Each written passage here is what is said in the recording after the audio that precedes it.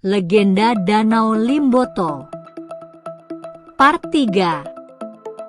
Hai, kenapa kalian berhenti? Tunjukkanlah kepada kami bahwa mata air itu milik kalian. Atau jangan-jangan kalian sudah menyerah, seru Embeu Ibu Ngale. Diam kau, hai perempuan cerewet.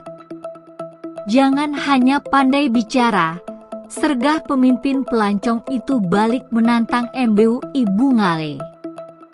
Jika kamu pemilik mata air ini, buktikan pula kepada kami. Baiklah, tuan-tuan. Ketahuilah bahwa Tuhan Maha Tahu mana hambanya yang benar. Permintaannya akan dikabulkan, ujar jawab Embeu Ibu Ngale dengan penuh keyakinan. Usai berkata begitu, Embeu Ibu Ngale segera duduk bersila di samping suaminya seraya bersedekap. Mulutnya pun komat-kamit membaca doa. Woyi, air kehidupan, mata air sakti, mata air yang memiliki berkah. Melebar dan meluaslah wahai mata air para bidadari. Membesarlah, demikian doa Embeu Ibu Ngale. Usai berdoa, Embeu Ibu Ngale segera mengajak suaminya dan memerintahkan keempat pelancong tersebut untuk naik ke atas pohon yang paling tinggi, karena sebentar lagi kawasan itu akan tenggelam. Doa Embeu Ibu Ngale pun dikabulkan. Beberapa saat kemudian, perut bumi tiba-tiba bergemuruh, tanah bergetar dan menggelegar. Perlahan-lahan mata air Tupalo melebar dan meluas, kemudian menyemburkan air yang sangat deras. Dalam waktu sekejap, tempat itu tergenang air. Keempat pelancong tersebut takjub melihat keajaiban itu dari atas pohon kapuk. Semakin lama, genangan air itu semakin tinggi hingga hampir mencapai tempat keempat pelancong yang berada di atas pohon kapuk itu. Mereka pun berteriak-teriak ketakutan. Ampun Embeu Ibu Ngale, kami mengaku salah. Engkaulah pemilik tempat ini dan seisinya, teriak pemimpin pelancong itu. Embeu Ibu Ngale adalah bidadari yang pemaaf. Dengan segera ia memohon kepada Tuhan agar semburan mata air Tupalo dikembalikan seperti semula, sehingga genangan air itu tidak semakin tinggi dan menenggelamkan keempat pelancong tersebut.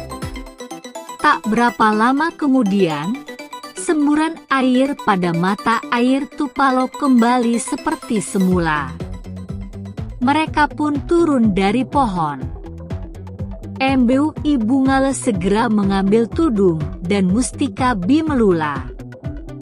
Ajaibnya, ketika ia meletakkan di atas tangannya, mustika yang menyerupai telur itik itu tiba-tiba menetas dan keluarlah seorang bayi perempuan yang sangat cantik. Wajahnya bercahaya bagaikan cahaya bulan. Embeu Ibu Ngale pun memberinya nama Tolangohula, diambil dari kata Tilangolohulalo yang berarti cahaya bulan. Menurut cerita, Tolangohula itulah yang kelak menjadi Raja Limboto. Setelah itu, Embeu Ibu Ngale dan suaminya segera membawa gadis kecil itu dan mengajak keempat pelancong tersebut ke rumah mereka. Ketika hendak meninggalkan tempat itu, tiba-tiba Embeu Ibu Ngale melihat 5 buah benda terapung-apung di tengah danau. Hai, benda apa itu?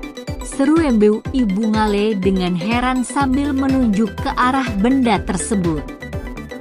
Karena penasaran, Embeu Ibu Ngale segera mengambil kelima benda tersebut. Bukankah ini buah jeruk?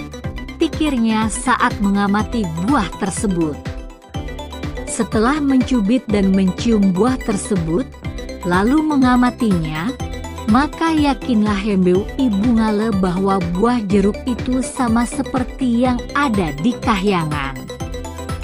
Untuk lebih meyakinkan dirinya, ia bermaksud untuk memeriksa pepohonan yang tumbuh di sekitar danau. "Kanda, tolong gendong tolang hula." Dinda ingin memeriksa pepohonan di sekitar danau ini. "Jangan-jangan di antara pepohonan itu ada pohon jeruk yang tumbuh," ujar Hembeu Ibu Ngale seraya menyerahkan bayinya kepada sang suami, Jilumoto. Setelah beberapa saat mencari dan memeriksa, akhirnya Hembeu Ibu Ngale menemukan beberapa pohon jeruk yang sedang berbuah lebat.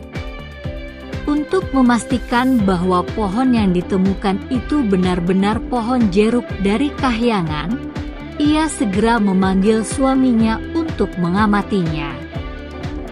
"Kanda, kemarilah sebentar," seru Hembeu Ibu Ngale. "Coba perhatikan pohon dan buah jeruk ini. Bukankah buah ini seperti jeruk kahyangan, Kanda?" ujarnya. Suaminya pun segera mendekati pohon jeruk itu sambil menggendong bayi mereka. Setelah memegang dan mengamatinya, ia pun yakin bahwa pohon dan buah jeruk itu berasal dari kahyangan. "Kamu benar, Dinda.